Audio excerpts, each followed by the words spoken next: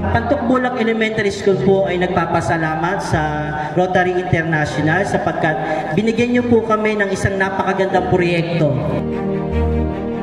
Malinis na ang tubig na maiinom ng ating mga estudyante. Hindi lang ito basta-basta proyekto na dumating, kundi isang blessing.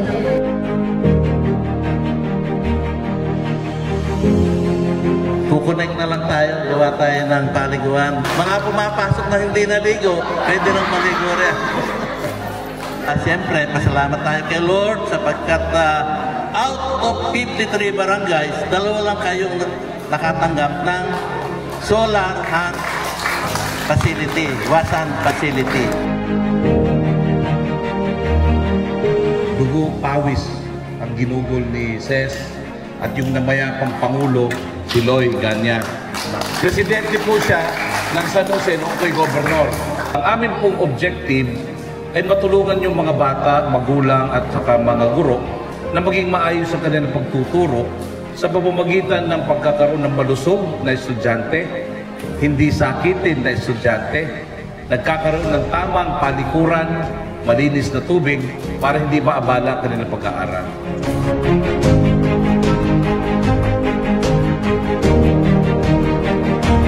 So ito yung pang-apat nating hand wash facility among 5 hand wash facilities na na-approve sa amin na global grant. Yan kasi yung kagandahan sa Rotary. Nagbibigay kami ng mga donasyon sa foundation at yung mga dinodonate namin after 2 years po bago yung yan naman yung gagamiting district designated fund ng bawat governors. At yung foundation, isa sa proyekto talaga nila ay ang sanitation and hygiene. So ito yung napili namin kasi nakita namin yung pangangailangan para sa lahat.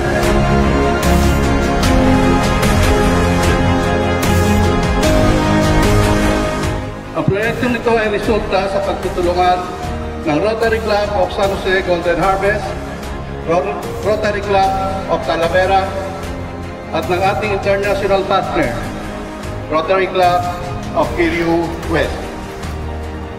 Sa mga mag-aaral at guro ng Pantukbolak Elementary School, ito ay hindi lamang pasilidad para sa tubig. Ito ay simbolo ng ating pinagsamang dedikasyon para sa inyong kalusugan, edukasyon at kinabukasan.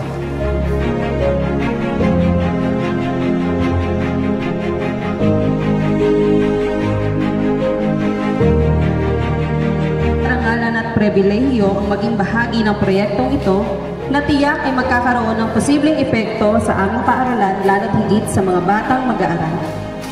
Ang pasilidad na ito ay isang mahalagang hakbang patungo sa pagpapabuti ng kalinisan at kalusugan sa aming paaralan. Sa pamamagitan ng solar power, ito rin ay nagbibigay ng solusyon sa pangangalaga ng kalikasan na tumutulong sa amin upang masiguro ang isang mas sustainable na hinaharap.